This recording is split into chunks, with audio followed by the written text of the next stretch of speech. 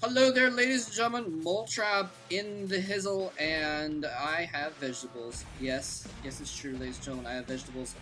They were successfully, completely steamed.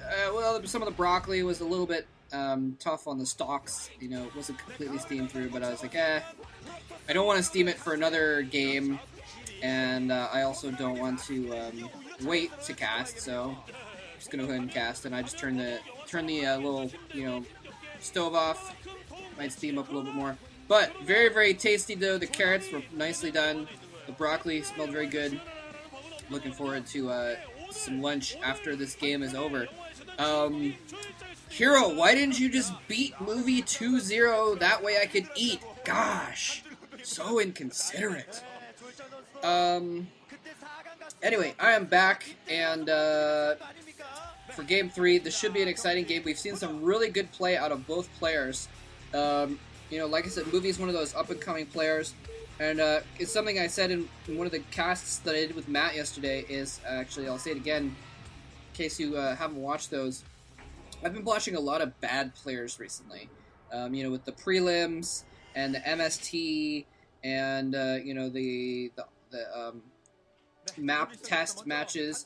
I've been watching a lot of bad players play bad StarCraft. And, when I say that, obviously, they're all incredibly good. I'm saying on a scale of 1 to Jaedong, they're bad. Not on a scale of, 1 to, I don't know, normal playing level. That doesn't make sense. But yeah, they're incredibly good. They're better than almost every player in the world, except for, the top 100, 150 players that are on these pro game teams. But compared to that top 100, they're pretty bad. They're in the lower part of that section of pro gamers. So, yeah, that's what I mean when I say players are bad. Okay, so I've been seeing a lot of bad players. By the way, this is Heartbreak Ridge, the map we all know and love already. Not one of the new maps. It's a map they've kept in here, and looks like Hero is checking. What was he doing? Checking for proxy, maybe? I'm not sure exactly what that was all about. He may have been thinking of hiding a probe. Hiding that drone, so he can put down a hatchery without the probe bothering it, or something like that. I don't know. Anyway, he's decided to go for a pool, though, instead. So maybe he was just checking for proxies or cannon rush or something like that. I wonder if maybe he's played against some players that have done a cannon rush on this map, because it does have a small choke. Actually, I remember seeing that once. I don't remember who it was. Maybe it was Free or someone like that. Someone cheesy like Free, I'll bet. Maybe it was Stork doing a cannon rush right outside the guy's base. Maybe it was, it may have been Backho? I don't remember now. Anyway, but, where was I going with this? Oh yes, but it is a kind of a cheesy map. We see some cheese on this map every once in a while, so it's prudent to scout for it. But yeah, let me finish that thought though. Oh, Hatchery almost got down, was barely denied by Movie there. Oh, again, almost down. The drone even kind of sunk down on the last second it got canceled there. It's probably going to put a pylon down too, just to be that annoying. Oh, Hatchery gets down! Pwned! In your face, Movie. Hatchery in your face. Sorry about that. Anyway, what was I saying? Oh yes, bad players. I keep forgetting to finish my point about bad players. Yes, so I've been seeing a lot of bad players recently, and you can tell when bad players are bad because there's just the little things that they do that they just don't have proper control. They lose their medic marines because they just don't have the multitasking to move them around in the proper locations. Go. Or they just don't have any control of their mutalisks at all. Sacracy. I think it's his name, Sacracy or something like that. One of the newer players. Actually, I don't remember if Sacracy is one of the ones that had no mutalisk control. But anyway, there's just you can tell how good a player is with the little things. Is my point. And my point is that Movie, despite being an up-and-coming player and not really considered a top-level star or anything like that, he is very solid, and he's been impressing me with his solidity. He hasn't been making those little mistakes that new players make. and he has been showing that he has the capability of keeping that high level of multitasking, which is really necessary to compete on the top scale. So he's definitely been doing well in pro league and everything. Wouldn't be surprised to see him do well in some individual leagues here very soon. Now that he's kind of breaking into the big leagues.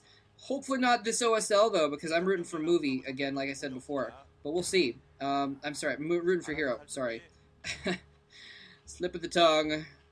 One of those little slips of the tongue where you accidentally say exactly the opposite of what you meant. Oh, Probe gets picked off. I think he may have seen the lair go down. Yeah, he saw the lair probably. So he knows the lair is going down anyway, but that's pretty much to be expected. So not a big piece of intelligence. Really, the intelligence is how many drones he's making or how many lings he's making, and what kind of tech he gets once that lair comes up. It looks like, yeah. So anyway, pretty standard play again here. We're seeing pretty much the same build out of both players all 3 games so far. Hero, every single game going for an early pool, and then going for 2 expansions and droning up after just very, very few Zerglings.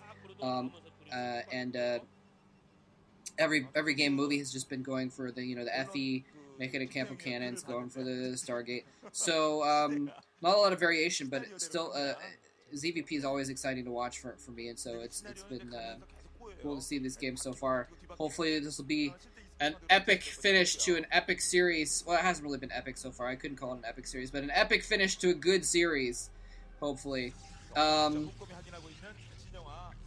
Hopefully we'll see some more interesting play. Probably not going to see Reavers on this map, though. I don't think I've ever seen anyone go say a Reaver on this map. I don't know. We'll see, though. And he's got the +1 spinning, so he's definitely going for standard Protoss ground play, is what it looks like.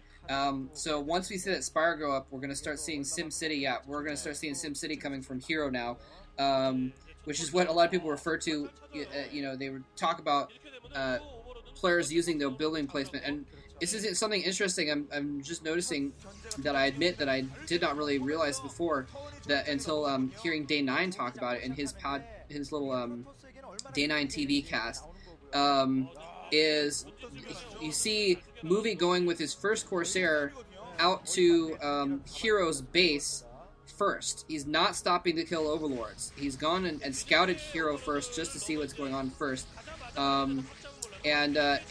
What Day 9 was talking about in terms of the game between Shine and Bisu the first game is that Bisu actually had killed off, well, this kind of goes against what he said, but still, he had killed off an Overlord first and then scouted because he knew that he had the time, but also because he knew he was going to be making more Corsairs anyways, and so that did not depend on what he scouted. And so he was able to just kill off an Overlord and then go scout because he didn't need to make any decision based on what he saw in the Zerg base. In this case, he scouted first, which means actually we are going to see Reavers. Robotic support bay going down.